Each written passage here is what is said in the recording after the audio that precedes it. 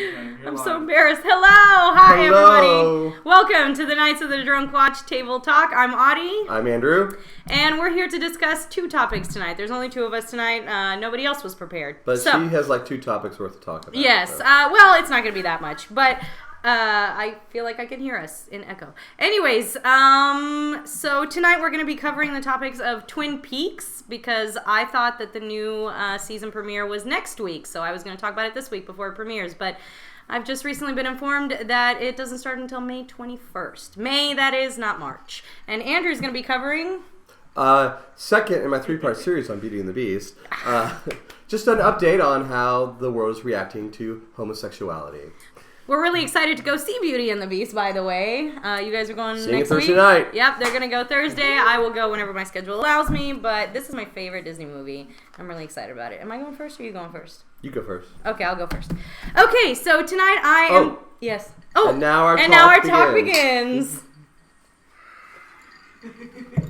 Okay, so tonight I am going to tell you a little bit about Twin Peaks, which is a TV show from the 90s, early 90s. And it's technical difficulties? No, you keep going. Okay. I was looking forward to drinking. Anyways, Twin Peaks is a show about a small town in the north somewhere. Honestly, I don't remember what. I think like It's like Washington the Pacific State. Midwest. Pacific Yeah, it's Midwest. Pacific. Twin Peaks, the city, but a village. City, village? Anyways, Town. it's up in the mountains. And it's really spooky. And can you Pacific show them the Northwest. title sequence? Pacific Midwest. That's the Pacific first Northwest. picture. Pacific Northwest. We're doing really good tonight, folks. Pacific Rim. Anyway. Okay. Points for geography, 0. Okay. I'm not from your country. Okay, so the story of Twin Peaks is actually, it's 2 seasons that came out in the 90s. It was a whole sequence. Unfortunately, they got canceled in the second season because of low ratings. So they kind of left us with a really huge story that they had to scramble to fix in the last few episodes. And then after that, oh, by the way, it's directed by David Lynch. I believe it might also be written by David Lynch, but I'm not sure. Definitely directed by David Lynch, who also is a character in the show.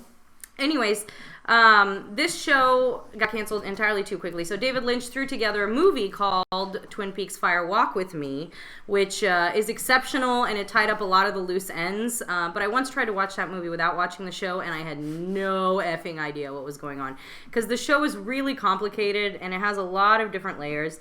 When I finally watched the whole thing, I realized it was actually like the pre-Lost Lost. Whoever loved Lost will love Twin Peaks. This show is so interesting on so many different levels. The show is actually the story of Laura Palmer, which some of you may have heard. Who killed Laura Palmer was kind of a big thing to say in the early 90s. She's 17. Can you show the picture of Laura Palmer? Okay, so she's 17. She's an extremely popular, attractive blonde, played by a woman that is most likely in her early 30s. And let me tell you, she looks like she's in her early 30s, but we're all supposed to buy that she's 17. She's extremely popular. She also has a slight problem with cocaine. Sorry, I was trying to point at the picture. It's like half your face. Anyways, she's a major cokehead. And she's also, so there's going to be a few spoilers. I'm not going to spoil anything too huge for you. So a lot of this you find out in the first few episodes. She's also a prostitute at 17. She's also a drug smuggler. And she's also and she's also an incredible manipulator. She manipulates and uses absolutely everybody around her. Oh yeah, that works. That works. They're having fun with the photos. Anyways, I decided I would add media to my presentation tonight because otherwise I'd lose you. If you're even there. So anyways, Laura Palmer, this wonderful, popular homecoming queen, as you see in the photo, beloved by everybody who knew her, hated by many, you know, that you find out eventually, is found dead. Can you roll the next picture, please? Spoiler. That's the first image in the show is Laura Palmer's dead body on the side of a lake, just so you know. The image that he's going to play now. So Laura Palmer is dead. And this small town has almost no murders. They have almost no problems. So It's just dead Just face. keep talking. Well, I can't. You're doing hand wavy things in front of me. It's distracting. Anyways, so Ignore the she's man found behind the dead. The small town sheriff and his like ridiculous deputies. I mean, it's just like Benny Hill type deputies. They call in the FBI. They call in the FBI to help them. And the FBI sends down Special Agent Dale Cooper. Next picture, please. Special Agent Dale Cooper, played by Kyle MacLachlan in his absolute prime. I mean, he is beautiful in this movie. I had for the longest time a hard time understanding who he was, but then I realized he is a modern day Sherlock Holmes. Like, he is quirky, he is utterly incorruptible, he has a very hard time relating to other people, which is funny because he ends up in this town that he's really, really excited about. Y'all are killing me. What's happening here? They're killing me. I was just your picture. Keep talking. Dana White over here is killing me. Okay. That's racist, I'm triggered. Okay, so Agent Dale Cooper is a Sherlock Holmes type character. He's a super genius. He's innovative. He's got a new technique of investigation. Everything is like cutting edge. He's got a little bit of Ichabod Crane in there as portrayed by Tim Burton. And the one defining thing about Agent Dale Cooper is he is utterly incorruptible. He always does the right thing. Anytime that you even expect he has the opportunity to do the wrong thing, he doesn't. He always does the right thing.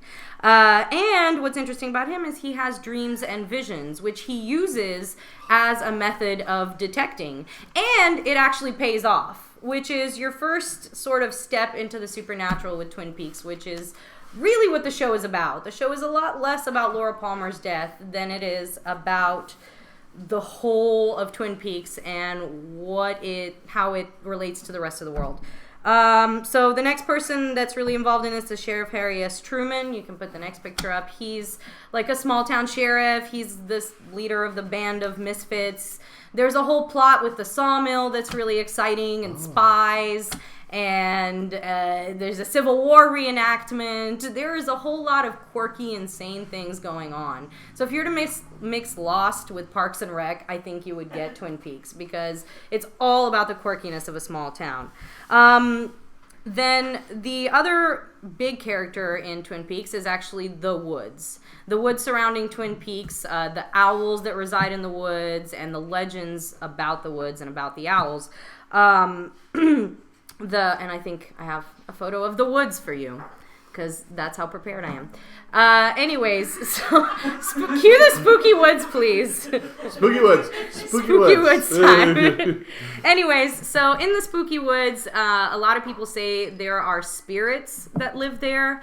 And they're supposed to be like, it's got a lot to do with the Native American culture involved in that area, and they're spirits that represent different parts of our personality. And this is sort of the next step into the supernatural, when you meet the main villain of the entire series, which is Bob. Can I get Bob on screen? Yeah. Yes. This is Bob. Funny story about Bob is he's the most evil spirit. Just imagine the spirit that embodies evil. That's Bob. This actor is in fact not an actor. I don't know his name exactly. Kate. What is his name? Anyways, she's amazing. The lovely Kate. The lovely Kate. Anyways, this guy has never acted in anything but Twin Peaks, and that's because he was the local carpenter. He was the main carpenter on the building of Laura Palmer's room, and he was standing in front of the mirror thinking one day, and David Lynch walked in, and it scared the piss out of him. Like, it scared the ever-loving bejesus out of him, and he was like, I want this guy as Bob. If you don't think that's scary, you're crazy, because that dude's face is super scary. He's a crazy rapist. He murders everybody. That's pretty much all he does. And then the final thing... Frank Silva. Thank you, Frank Silva, for being so terrifying, because without you, this whole show would not matter. And then the other thing that is a thing is the Black Lodge. This relates back to the woods and to where Bob comes from, and to a lot of Agent Cooper's dreams. It's a special location. You actually have a picture of it. It's a special location in the woods. I don't want to reveal too much because the whole thing is about what the Black Lodge is. But it's, let's just say, Large beignets. There you go, in front of a red curtain. But and it's somehow related to the owls too, but you have to watch the whole show to understand that. The Black Lodge is of huge importance. It's where this whole thing is leading to. It's the same as the source in Lost, if anybody ever watched Lost. It's the place where everything and all the answers come from. And you do get there in the last episode, but it's very rushed. You get a little more of it in Fire Walk with Me. I'm very excited to say that we will get a lot more of it in the new season. So what's really interesting about the original one is there's a final image of Laura Palmer talking to Agent Dale Cooper, and she says to him, "I'll see you in 25 years." What's really interesting is it's been about 26 years since Twin Peaks originally ended. So when they were in production for this season, it had been 25 years. So Laura Palmer was returning to Agent Dale Cooper in 25 years, something they could not have known way back when in 1991 when they did this.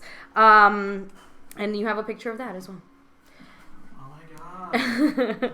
So it's now 25 years later. It's Fire Walk with Me has ended, and now we're starting all over again. And apparently, from some of the things that I've read, it's really hugely important that it's 25 years later. That time actually means something. Almost all of the original characters are coming back. They're all 25 years older. Kyle MacLachlan is returning. The girl playing Laura Palmer is returning. I think the only person not returning is Laura Flynn Boyle, who is really one of the main characters. But she didn't even come back for Fire Walk with Me. She was recast. I'm really, really excited about this sequel. This show was kind of a discovery that I made in the last couple of months. I'd always known about it. I'd seen it when I was young, but I could not understand what the hell was going on. But now having watched Lost and having understood everybody, and that's the Black Lodge. In the Black Lodge, you're talking backwards for some reason. But that midget is, we can't say that. That small person who is an amazing actor, let me add that. In 1999, okay. The dwarf was talking backwards. He was amazing. He was scary as hell. Oh, and just as a final image, if I need to convince you to watch this show for any reason, this is why. This image is why. Please show them. What a great segue to our next segment. Yes. So if this triggers you, stay around for Andrew's talk.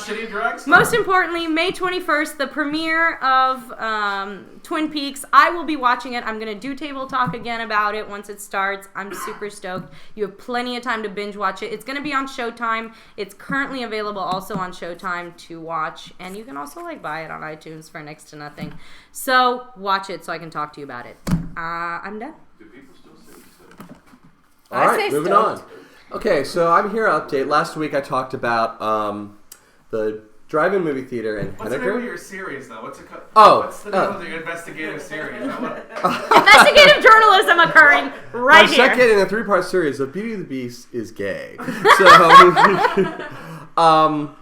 So I told, because I've always been reading about the Hennigar drive-in movie theater who's banning the new live-action version of Beauty and the Beast because there's a gay character in the film, namely LeFou, performed by Josh Gad, is being portrayed as not openly gay, but exclusively gay was mentioned, obviously gay. Pretty darn gay. I'm pretty sure we all knew he was gay in the first one. I'm just saying. So the first update, if you have that image, Zach, you can drop that in.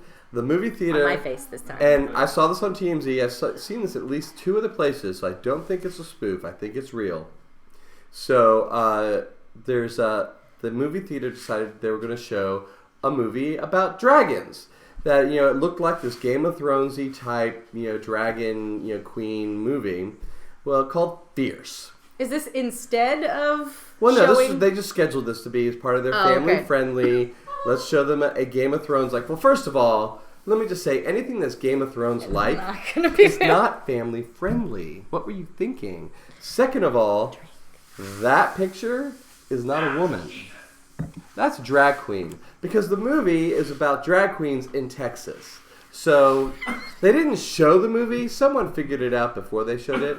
But so on top of all I did not know this. On top of this whole, we're not going to show Beauty and the Beast because of this little bit about a gay character, and then they schedule a drag queen. A full-on drag queen. Looking beautiful, might we add. But I mean, let's just say they figured it out. Good for them. As I said last week, they have the right to show or not show whatever they want in their movie theater. But they're a little crazy. So did they pull it? Yeah, they pulled it. Once they figured out what it was about, because she picked it based on the poster. How did she not know? It's like, that's irresponsible at worst. Anyway. I'm drinking to that. So, Emma Watson was interviewed by Entertainment Weekly this week about Beauty and the Beast, and they talked about the gay moment. She did want to point out that it's very subtle. It's not a major narrative of the film, and everyone's praising Josh Gad for his work on the role and making this work. So I'm very excited to see what it's going to be. But as someone said to me earlier, it's not like Gaston and LeFou are going, registering for their bridal industry. We're not holding hands down the street. But this movie theater in Alabama is not where it stops. There's also a very popular... first of all, 1 Million Moms has gone after Disney. 1 Million Moms who late last year... They took down Target, though. They went after Target. Target's gone. Might as well say Westboro. Well, they went after... Was it Zales? They went after Zales. And Campbell's. Yeah, but Zales. They went after Zales. This is my beef with the 1 Million Moms. They went after Zales because they did a Diamond commercial. They showed all different kinds of couples, including a lesbian couple getting married for the Diamonds. Oh, well, they showed a lesbian couple. We can't shop at Zales. 1 Million Moms. You have missed Sprint. Why are you not going after Sprint? Sprint's new spokesperson from Verizon is gay. Breaking news. Okay, and if it doesn't matter to you that the actor is gay, if it doesn't matter to you the actor is gay, he did a commercial at Christmas time, shopping for Christmas trees with a character that was clearly his boyfriend or partner, played by his husband. So why you're not going after Sprint and yet you go after Disney and you go after Campbell's and Target and Zales? I don't know. Did you just out there? Are you hearing me? I feel like you just outed him. That was all over the internet too. What's the point of 1 Million Moms going against Zales? Isn't it usually the husbands that buy the diamonds for moms? Just... Well, no, but now they're going to be like, did you go to Jared? Because if you went to Zales, I'm not wearing this ring. This is a blood diamond. Yeah, Jared's been diddling kids. So. Wrong Jared. Okay, so anyway, so 1 Million Moms, and there's also apparently in one of their animated shows a gay kiss, which I didn't read about because I'm about Beauty and the Beast right now. But they're all disappointed, very disappointed in Disney and pushing their agenda. And also there's a mom blogger out there who made a big deal on her blog about canceling her $6,000 Disney vacation for her and her family of 4 because Disney is pushing the gay agenda on their family. And even though the parks may not have anything gay in them now, they might do a live theater version in the park of the movie. And then what are they supposed to do? Because they can't watch it live on stage, let alone at the movie theater. First of all, anyone who's paying $6,000 to go to Disney for a family of 4, what the fuck are you doing? I mean, you must be staying at like the Contemporary. You must be going to spa day every other day at the Princess Spa. I mean, that's a lot of money. Game masseuses. Right? That's a. I mean, seriously, I'm not saying you can't spend $6,000 at Disney, but that's still a pretty huge vacation. Well, they're going with all their 20 kids. She's like the lady that comes into the store and is like, I'm never shopping here again. Okay, great. Who cares? Right. So and a lot of people have gone after her for her views, and they've been angry and mean and ugly, and she's tried to keep a stiff upper lip. And listen, mom blogger, you're right. You do not have to go to Disney World. It is your right to think that you can't support Disney and not go, or go to Universal Studios in Harry Potter World because Dumbledore is gay. You don't have to go. Quite frankly, I could use a shorter line. So preach. Shots fired. Preach. Take a shot. That was awesome.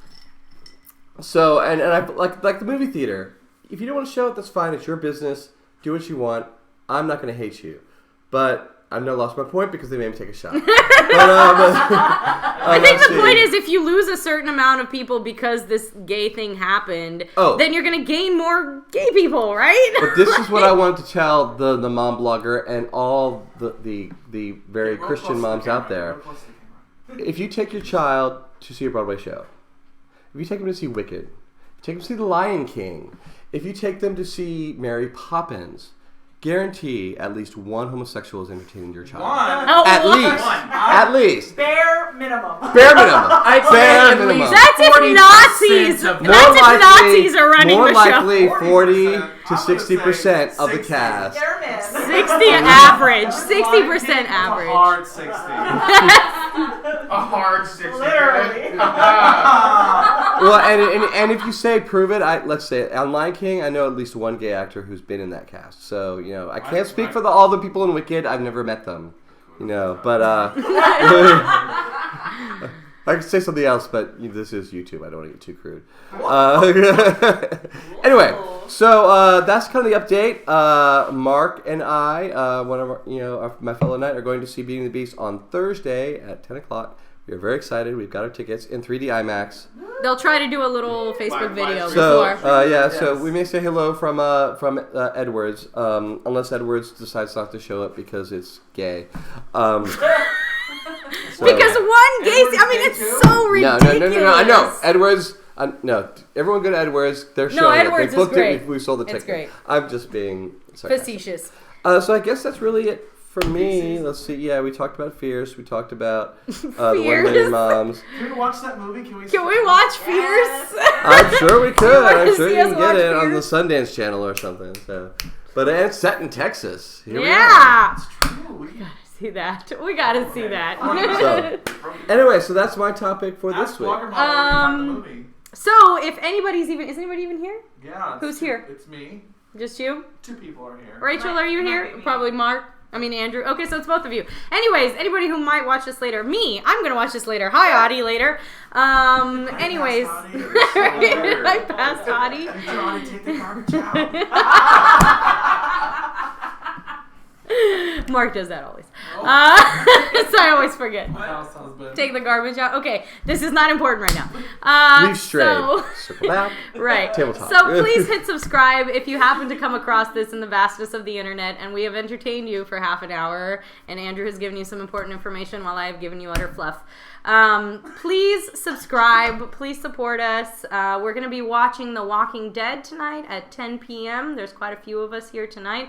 And I'd also like to bring on a special guest for 1 second. Come here. Oh. No, turn that camera around. You get over here. He's going to turn the camera around. So what you're seeing right now is the belly of the birthday boy. Do you really want an up shot from your chin? Get over here. Come here. So anyways, we just wanted to let the internet know that it's this man's birthday today, so we wanted to say happy birthday. Happy birthday. Samuel Adams, it's his birthday. Send him something. I always talk this loud. Send him a free gift. Finish it up, I'm coughing. I'm sorry, what? Finish it up, I'm coughing. And now we're back. So go see the Beast. Support gay people. Watch Twin Peaks. Also, go see Logan. It was badass. Oh, he saw Logan. He saw Logan. Yeah.